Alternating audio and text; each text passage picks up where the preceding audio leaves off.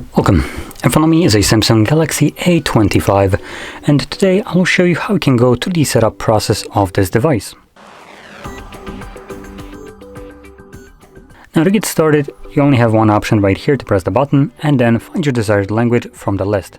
Now for me it already selected English, which is the language that I want, but you also have different regions, so things like the United Kingdom, United States, or so on. And obviously all sorts of other languages listed here, so select your desired one. And press next, connect to mobile network. This can be done by inserting a SIM card.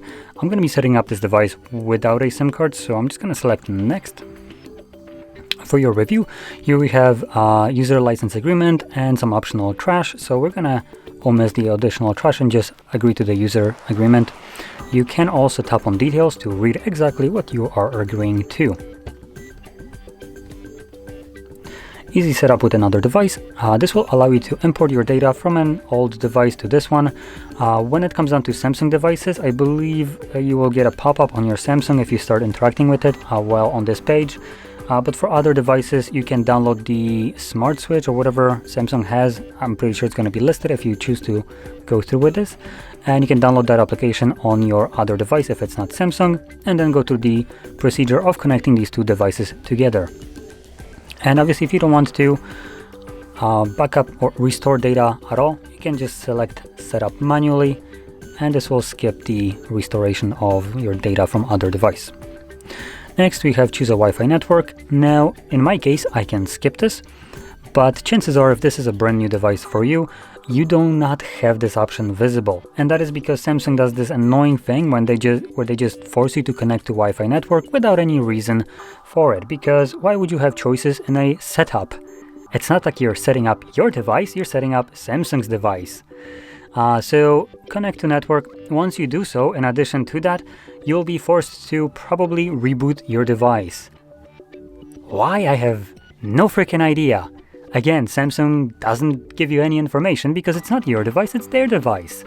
So just go through it. If it forces you to reboot, just know it's Samsung doing Samsung things. And from there you can continue the setup. Now, because I chose to skip connecting to Wi-Fi network of any kind of sort, either through mobile or Wi-Fi, my date and time won't be set automatically, and in addition, I don't need to reboot the device. But that being said, this device has already been set up for the first time before, so I do have option to do so.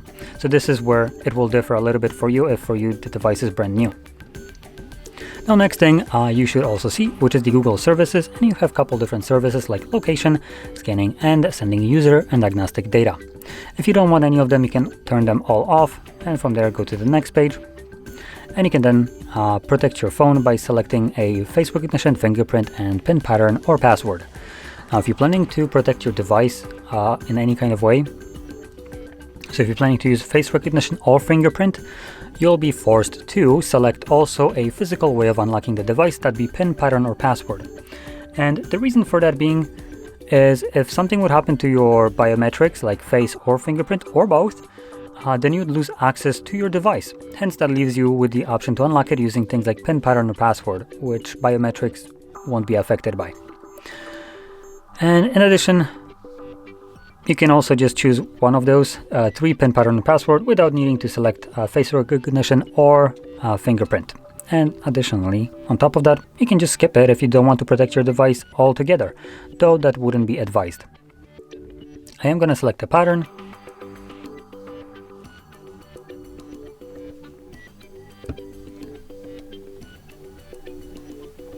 Let's give it a second.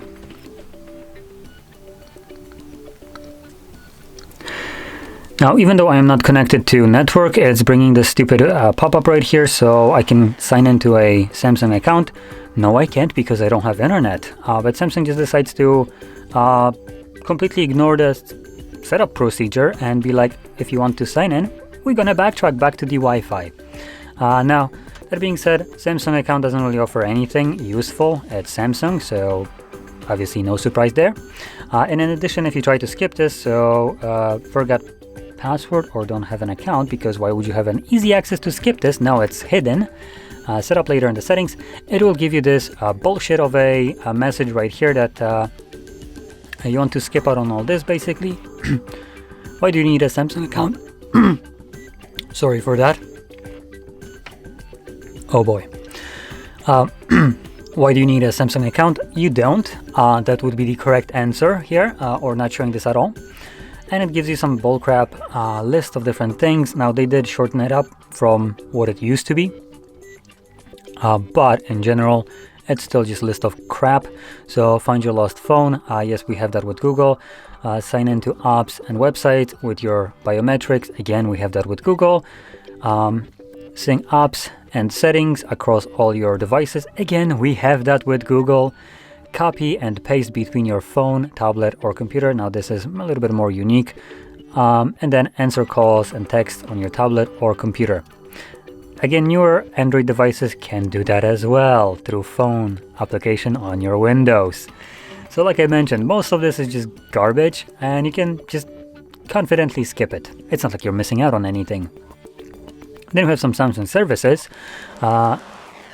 customization service and smart suggestions. Yeah, I'm just gonna disable both of them just because I don't like anything Samsung related.